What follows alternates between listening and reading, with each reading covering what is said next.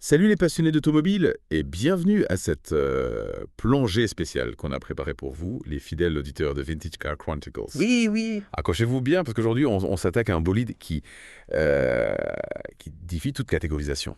La Renault Espace F1, Hein? figurez-vous un mariage improbable entre un monospace familial et la technologie brute de la Formule 1. Tout à fait, tout à fait. Oui, vous avez bien entendu. Ouais. On va décortiquer ensemble la genèse de cette création, son développement, ses performances ahurissantes et son impact sur le monde de l'automobile. Ah, la Renault Espace F1. Un véritable ovni sur roue. Ce projet audacieux a germé en 1984 pour célébrer les 10 ans de la Renault Espace. Ah oui? Imaginez le contexte. Renault dominait la F1, fournissant des moteurs à l'écurie Williams qui enchaînait les victoires. Alors, fusionner un minivan, symbole du quotidien familial, avec une voiture de course, symbole de vitesse et de performance. C'était une idée complètement déjantée. Déjanté, c'est le moins qu'on puisse dire. Mais concrètement, comment est-ce que ce concept a pu prendre vie? Qui sont les génies derrière cette fusion improbable? Ce projet est né d'une collaboration intense entre Renault, Matra, le fabricant de l'espace, et Williams, la fameuse écurie de F1. Hmm. Ensemble, ils ont relevé le défi de transformer une espèce standard en une véritable bête de course. C'est fascinant. Mais j'imagine que transformer un monospace familial en bolide de course ne se résume pas à un simple changement de nœud. Quelles modifications radicales ont-ils dû apporter à l'espace d'origine? Accrochez-vous bien. Ils ont commencé par greffer un moteur V10 Renault RS5 de 3,5 litres, le même qui propulsait la Williams FW15C championne du monde de Formule 1 en 93. 800 chevaux sous le capot d'une espace, vous imaginez la puissance. Ah ouais. Ce moteur hurlait jusqu'à 13 000 tours minute, un régime hallucinant pour une voiture conçue pour emmener les enfants à l'école. Il fait en 20 chevaux. C'est plus que beaucoup de voitures de sport aujourd'hui. Parlez-nous de la structure de la voiture. Le châssis d'une espace classique a-t-il pu supporter une telle puissance? Absolument pas. Ils ont dû reconstruire le châssis et la carrosserie en utilisant massivement la fibre de carbone, un matériau léger et extrêmement rigide pour encaisser cette puissance phénoménale. En fait, ils n'ont gardé que le toit et quelques panneaux des carrosseries de l'espace d'origine, histoire de conserver la silhouette générale d'un monospace. Même l'intérieur a été métamorphosé. Exil les sièges moelleux et les rangements pratiques, place à 4 sièges baquets en fibre de carbone, des harnais de sécurité et un design minimaliste digne d'un cockpit de F1. On comprend mieux comment ils ont réussi à créer une voiture aussi performante. Mais justement, parlons performance. Qu'est-ce que cette espèce F1 avait dans le ventre? Quelles étaient ses capacités sur circuit? Tenez-vous bien, l'espèce F1 abattait le 0 à 100 km/h en 2,8 secondes et le 0 à 200 km en moins de 7 secondes. Incroyable. Sa vitesse de pointe frôlait les 312 km/h. Des chiffres ahurissants, même pour des supercars de l'époque. C'est tout simplement incroyable. Une espace qui dépasse les 300 km/h, défiant les lois de la physique. J'imagine que le moteur n'explique pas tout. Quels autres éléments ont contribué à ces performances exceptionnelles? Outre le moteur, l'Espace F1 était équipé d'une transmission séquentielle à 6 rapports hérités de la Formule 1, des freins en carbone ultra performants pour des freinages fulgurants et d'une suspension sophistiquée qui lui conférait une tenue de route exceptionnelle. Hmm, hmm, hmm. Ajoutez à cela un centre de gravité très bas, des pneus slick comme en compétition et des éléments aérodynamiques dignes d'une F1 comme l'énorme aileron arrière et les diffuseurs, et vous obtenez une voiture capable de coller à la piste comme une ventouse. Et oui, chaque détail de cette espèce F1 a été pensé pour la performance. On peut dire que c'est une véritable démonstration de force de la part de Renault Matra et Williams. D'ailleurs, en parlant de détails, vous avez mentionné la transmission séquentielle. Pouvez-vous nous expliquer ce qui la différencie d'une boîte de vitesse classique et pourquoi ce choix était judicieux pour l'espèce F1? Excellente question. J'avoue que me demandais aussi ce se cachait derrière ce terme technique. Alors, une boîte séquentielle, contrairement à une boîte classique en net, permet de passer les vitesses en les enchaînant une par une, sans avoir à se soucier d'embrayer à chaque changement de rapport. Oui. C'est un système beaucoup plus rapide et efficace, essentiel pour une voiture de course, où chaque dixième de seconde compte de plus sur l'espèce F1. Les commandes de la boîte étaient situées au volant comme sur les Formule 1, ce qui permettait au pilote de changer de vitesse sans lâcher le volant, gagnant encore en rapidité et en précision. C'est vraiment impressionnant. On plonge de plus en plus dans l'univers de la Formule 1. Mais revenons au cœur de la bête. Ce fameux moteur V10 RS5 de 3,5 litres, pouvez-vous nous en dire plus sur ses spécificités? Qu'est-ce qui le rendait si puissant et unique? C'est un moteur atmosphérique, ce qui signifie qu'il n'utilise pas de turbocompresseur pour augmenter sa puissance. D'accord. Toute sa force provient de la conception même du moteur, de sa cylindrée et de sa capacité à atteindre des régimes très élevés, comme je l'ai mentionné.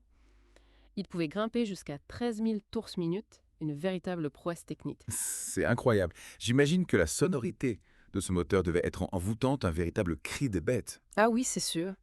Mais au-delà de sa puissance brute, comment ce moteur était-il intégré dans l'espace F1? A-t-il fallu repenser complètement l'architecture du véhicule? Absolument, le moteur a été implanté en position centrale arrière, comme sur les voitures de course. Mhm. Pour optimiser la répartition du poids et la tenue de route, c'est une configuration radicale par rapport à l'espèce d'origine où le moteur était placé à l'avant. Oui. Cette nouvelle architecture a permis d'obtenir un centre de gravité très bas essentiel pour la stabilité du véhicule à haute vitesse. C'est fascinant de voir comment ils ont repensé l'architecture de l'espace pour accueillir ce moteur de Formule 1. Mais le poids est aussi un facteur crucial en matière de performance.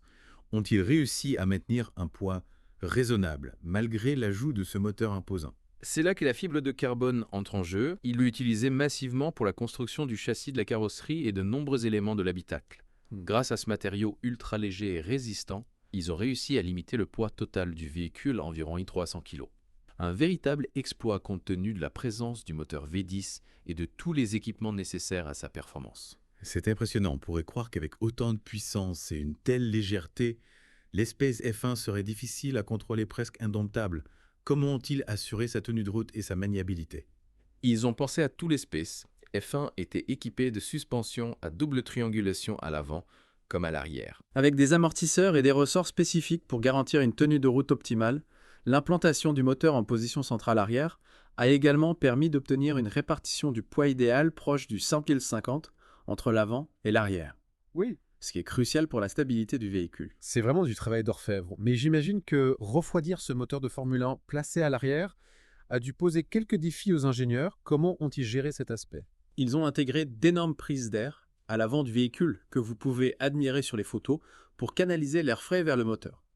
En plus de ces prises d'air, le véhicule était doté d'un système de refroidissement sophistiqué directement issu de la Formule 1 pour maintenir le moteur à une température optimale, même lors de sollicitations extrêmes sur circuit. On voit bien que chaque élément de cette espèce F1 a été pensé et optimisé pour la performance. C'est une véritable vitrine technologique. Mais au-delà de la technique pure, parlons un peu du design de cette voiture. Comment ont-ils réussi à marier l'esthétique d'un monospace familial avec celle d'une Formule 1? C'est là que le talent des designers entre en jeu. Ils ont su intégrer des éléments aérodynamiques typiques de la Formule 1 comme l'aileron arrière et les diffuseurs tout en conservant la silhouette générale de l'espace. La peinture jaune couleur emblématique de Renault en F1 à l'époque et la bande noire sur les flancs renforcent l'aspect sportif du véhicule. Et puis il y a ces jantes spécifiques au design très racing qui contribuent à l'allure agressive de l'espace F1. C'est vrai que le résultat est assez spectaculaire. On reconnaît la silhouette de l'espèce, mais avec une touche de sportivité et d'agressivité indéniable. Et qu'en est-il de l'intérieur? Est-ce qu'on retrouve des éléments de l'espace d'origine ou est-ce un cockpit 100% Formule 1? Comme je l'ai mentionné plus tôt, l'intérieur a été complètement repensé. On est plongé dans un univers de voitures de course, 4 sièges baquets en fibre de carbone, avec harnais de sécurité, un volant de course, un tableau bord minimaliste, avec des instruments essentiels. Et c'est à peu près tout, pas de fioritures, tout est axé sur la performance et le gain de poids. Imaginez la sensation de vous installer au volant de cette espèce F1, vous sentir comme un pilote de course prêt à dévorer l'asphalte. On en rêve déjà. Dites-moi cette transformation radicale, comment a-t-elle été accueillie par le public lors de la présentation de l'espèce F1 au Salon de l'Automobile de Paris? Le public était bouche bée. L'espace F1 a été la star incontestée du salon. Les gens n'en croyaient pas leurs yeux. Un monospace familial transformé en bête de course, c'était du jamais vu. Ah ouais. Les journalistes ont été conquis par l'audace. Et l'originalité du projet, l'espace F1, a fait la une des magazines automobiles du monde entier. C'est une belle illustration du savoir-faire français en matière d'automobile. Et après sa présentation au salon, qu'est-il advenu de l'espace F1? A-t-elle eu une seconde vie? Oui, absolument. Renault a utilisé l'espace F1 pour différents événements promotionnels. Elle a notamment été pilotée par Alain Prost et Jean Ragnotti sur plusieurs circuits de Formule 1. Offrant des démonstrations spectaculaires au public, imaginez un peu le spectacle, une espace qui dépasse des Ferrari et des McLaren sur un circuit. C'est une image qui doit rester gravée dans les mémoires. Mais au-delà de ces événements ponctuels, quel héritage a laissé l'espace F1? A-t-elle influencé d'autres projets chez Renault ou même dans l'industrie automobile en général? L'espace F1 est bien plus qu'une simple voiture. C'est un symbole de l'audace et de la créativité de Renault. Elle a montré que la marque était capable de repousser les limites de l'innovation automobile et d'oser des projets complètement fous. Et puis, elle a contribué à renforcer l'image sportive de Renault à une époque où la marque dominait la Formule 1. C'est certain que cette voiture a marqué les esprits et qu'elle continue de fasciner les passionnés d'automobile aujourd'hui, mais concrètement, où peut-on admirer cette légende d'automobile française? Est-elle accessible au public? L'espace F1 est aujourd'hui exposé au musée Matra à Romorantin, en France. Elle y attire toujours autant de visiteurs, fascinés par son histoire et ses performances hors du commun. C'est une excellente nouvelle. Voilà, une bonne raison d'aller visiter ce musée. Mais dites-moi, cette Space F1 a-t-elle une descendance? Est-ce que Renault a produit d'autres véhicules hybrides aussi audacieux, mêlant des univers aussi différents? Pas à proprement parler. L'Espace F est resté un prototype unique, mais elle a sans aucun doute inspiré d'autres projets chez Renault, notamment des concept art explorant de nouvelles voies en matière de design et technologie. Et puis n'oublions pas que l'Espace F1 s'inscrit dans la lignée de l'Espace original, lancé en 1984, qui était le premier monospace européen, un véhicule qui a révolutionné le marché automobile, les succès F1, à sa manière à perpétuer cet esprit d'innovation en repoussant les limites de ce qu'on pouvait imaginer faire avec un monospace. C'est vrai, l'Espace F1 est un symbole à la fois de la tradition et de la modernité de Renault. Elle incarne cette capacité à innover tout en s'appuyant sur son héritage. Mais avant de conclure notre plongée dans l'univers de l'Espace F1, j'aimerais revenir sur son impact sur la culture populaire. On a parlé du jeu vidéo Gran Turismo 2, où les joueurs peuvent la piloter virtuellement, et la série Vultech de Villebrequin, qui lui a consacré un épisode. Y a-t-il d'autres exemples de sa présence dans la culture populaire? Absolument, l'Espace F1 est devenue une véritable icône de la culture automobile. On la retrouve dans de nombreux livres et documentaires consacrés aux voitures de légende.